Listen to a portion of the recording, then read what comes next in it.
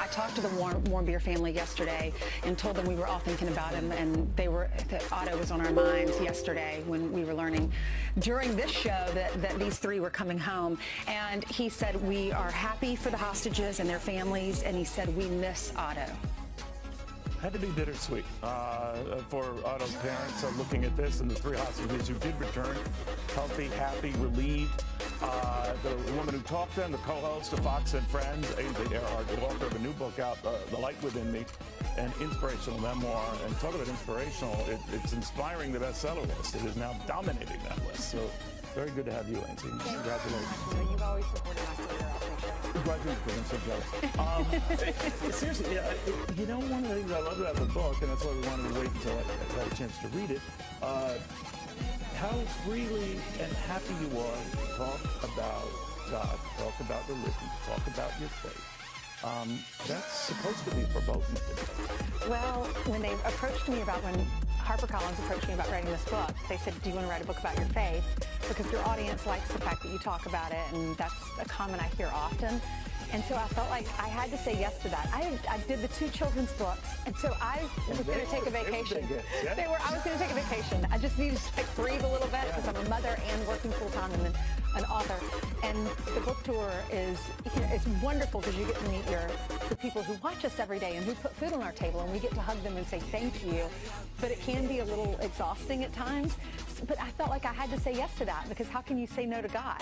So tell your story about God. Okay, I have no choice. You kept that. I mean, you right away, you say, I dedicate this book to my Lord and Savior Jesus Christ. I no longer fear death because I know I'll have eternal life with Christ. Almost every chapter, you take a passage from the Bible, right, again and again.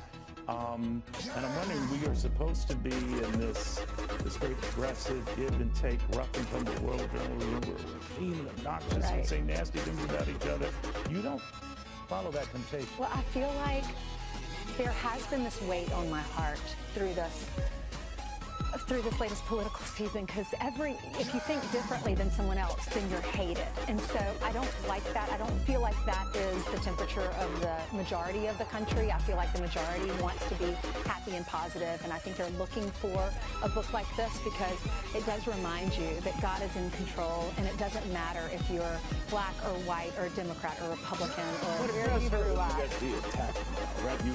did it. Like, wow, this is really... Well, I want to say, do you know my heart? You know, I love you, and you're God's child. And whoever's writing this article didn't reach out to me, or if they did, I knew it was going to be a negative article because we get attacked all the time. And so I want to say... He'll need more, does he? Deservingly so, right? But I want to say, you know, you don't know us. You know, it's easy for people to throw stones, but we all have our issues. We're all just doing the best we can. We want to send our kids to college. We want to provide a nice life for our children, a safe life. And it doesn't matter how you vote. I don't agree with that. I'm not leaving anything to the kids. I think they're on their own. And there's something to that, though. There's something, right? Yeah. Don't swamp. We didn't grow up with much. No, you even mentioned that growing right, up. Like, your dad was very, you know, I wouldn't say cheap, maybe is not the word, but he watched every penny, didn't have a credit card. But you grew up like that, right? I did grow up like that, and I am grateful. At the time, I looked at some of my friends that had everything, and I wanted that, but I'm so grateful. My dad was working so hard, sometimes 3 jobs, and writing thank you notes to all of his customers until midnight, and he gave up his coaching career so that he could sell janitorial supplies, toilet paper. Our soap is one of the brands that he used to sell, the pressed soap in our bathrooms. Okay. And it's such, I remember coming to Fox and seeing that Santa soap, or Santa, I can't remember the name of Santa soap, and thinking, my dad sold this so I could come here. Toilet paper, carpets, anything into the school system. When you go into the schools in the bathroom, my dad was selling that in Columbia, South Carolina. He gave up his dream so that we could have ours. He's a great man. My mom went to work every single day. She would have loved to be a stay-at-home mom and raise her 3 kids. But when you look at you now, I mean, you tell the story of when they first saw, you know, hey, you know, all our friends are talking about you in the morning and on Fox and Friends, what have you.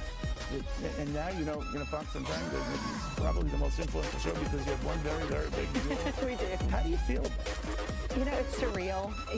We opened up the book with saying, my mom calling me and saying, you know, my friends are saying that you're famous. I'm like, I know, it's so weird. But does that put pressure on you then when you talk, let's say, to the president? No, and you know what people say? No, I'm going to be myself no matter what. I want to be gracious to every viewer that we have, I mean, every person that we have on our show, because I realize they're waking up super early to be on our show, and our viewers want to hear from them. So I want to be gracious, but I do want to ask the tough questions and, you know, be a journalist as well. Or I guess that phrase has changed, a host, a TV host, but I do want to still ask the tough questions. But, you know, I was thinking of you, too, because you right away you get into this about Roger Ailes, our former chairman, you know, we're coming up on the year anniversary of his death. You say near the end of the book, and you mentioned quite a bit in the book, you say, Roger's fall reminds you of how fragile life is, not just our physical existence, but our integrity and reputation.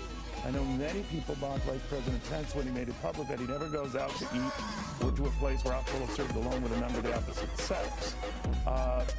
You go on and say he does put walls around his integrity to guard himself against the very appearance of evil. But if we change because of all these scandals and everything else that, you know, continue today? I think we have, and I think it's for the better. I'm raising a daughter. I want us to change and evolve from where we were. Did it break my heart when Roger passed away? Yes, because I feel like that sin eroded and corrupted his life and changed his life, and I think that it ultimately took his life. You never experienced any of that. I never experienced that. My story was completely different from these women. I was shocked when I heard this. Our world was turned upside down here at Fox, and he did put food on my table. He hired me. He allowed my dreams to come true. Then I hear these stories that involved some of my friends here at Fox, and I was appalled, and it was wrong. But you know, I did feel sorry for his family, and it ultimately killed him. And you moved on. Yeah. The Light Within Me, Ainsley Earhardt. It's a great book. She really says horrible things about her co-anchor. No, she doesn't. A little more. Thanks, Neil.